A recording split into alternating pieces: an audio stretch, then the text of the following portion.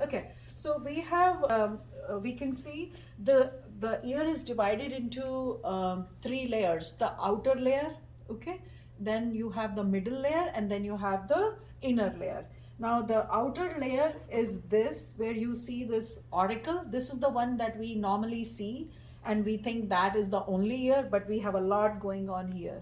Okay, so you have auricle, and this is where, if I remove this part, you will see this is called external auditory meatus. Okay, and this hits on the tympanic membrane. So when sound travels here, it goes through the auricle, goes through this canal, auditory canal, and then the sound waves hit here the tympanic membrane, which is the eardrum. And then from after this eardrum, as you see, this is the tympanic membrane, and that's part of your inner ear. From here the inner ear starts, and you have this canal here, which is called auditory canal. Back in the day, it was known as eustachian canal, eustachian tube. Okay, that's part of your middle ear. Now I'm gonna go to the next model, because I need to show you the ossicles. So now we are here. This is the tympanic membrane. This is how tympanic membrane is. If you look at this, at the back of it, you have ossicles. These two ossicles are kind of fused here.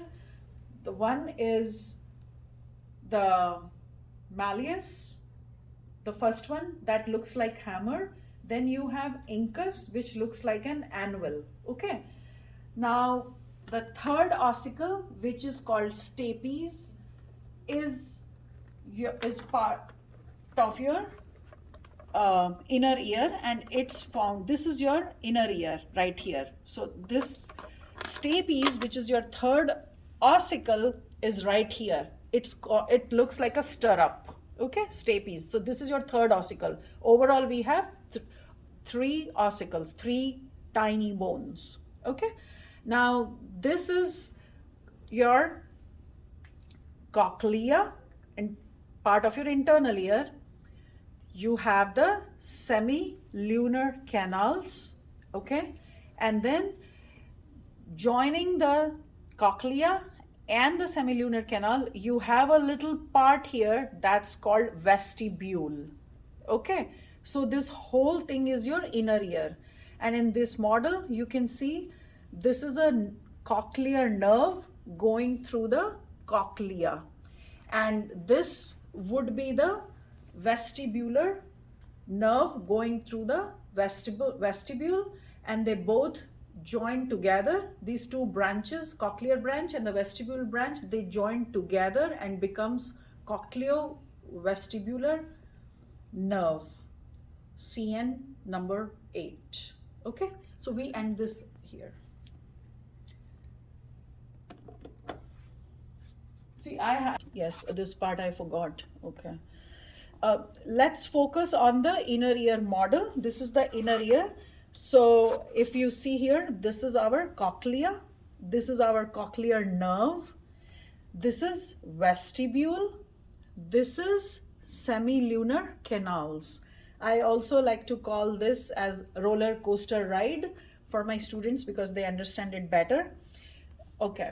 Now on the cochlea, we have, if we take this thing out, you see this organ. This is called, each one of this is a organ of Corti.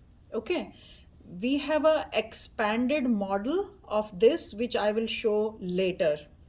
We have these 3 ducts here, and we have 3 membranes, okay, that we need to learn about. But right now, I'm focusing on this model. So this model shows us these semilunar canals, which is also called a labyrinth. Okay, so this labyrinth has 2 parts to it. One is called the bony labyrinth. The one that you are seeing outside is the bony labyrinth, because this is very bony, made of bone. Okay, but if you see inside, part of it has been removed, and this is the inside portion.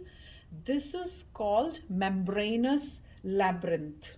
Okay, so this membranous labyrinth is like a membrane. Okay, now it's not as strong or bony like the other one. So in these, inside these, we have special kind of fluid that's present. In the bony labyrinth, you see this pink colored fluid, that is called perilymph. Okay, this is perilymph. If you see all through the bony labyrinth, you will see this fluid going across. That's your perilymph. Okay, now inside the membranous labyrinth, you have the endolymph. Okay, endolymph, you can't see this here. Now at this, in this view, you can see section through the semicircular canal. Okay, the edges of this semicircular canal, if you see, they are little bulged out. Okay, this is called ampulla. Okay, then this ampulla is joined with two other sacs which are present on the vestibule, which are part of the vestibule. Okay, the upper one is called utricle and the lower one is called saccule. Okay, now the important thing you need to remember here is that both of these, meaning the ampulla as well as the utricle and saccule, have sensory receptors present in them. The ampulla has the sensory receptor that is called crista ampullaris. Okay, inside the utricle and saccule, the sensory receptor is called the maculae. Okay, so maculae is the sensory receptor here. Now both of these sensory receptors, they are involved in the equilibrium.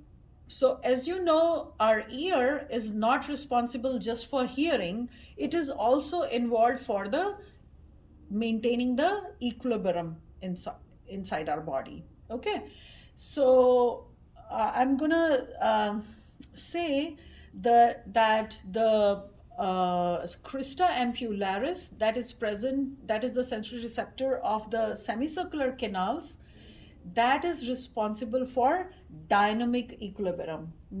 That means when you are rotating your head, you are rotating, that's when that keeps your equilibrium in check. So dynamic equilibrium is associated with the crista ampullaris or the ampulla. Okay, now the static equilibrium, okay, and the linear acceleration, those type of equilibrium are the job of the sensory receptor maculae that is present in the utricle and saccule. Okay, and that's pretty much it I want you to know on this model.